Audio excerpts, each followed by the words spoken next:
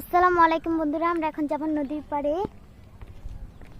আমরা রওনা দিয়েছি। এটা আমার মামি, ওটা হলো আমার আম্মু, ওটা হলো আমার ভাই। আমরা একটু কিছুক্ষণ আগেও সাইকেল করে যাচ্ছিলাম, কিন্তু সাইকেল যাওয়ার সময় আর কি রাস্তার পথে আমাদেরই হলো একটা দুর্ঘটনা ঘটলো।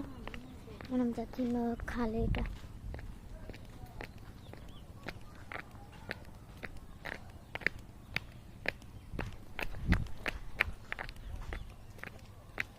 কি সুন্দর দৃশ্য।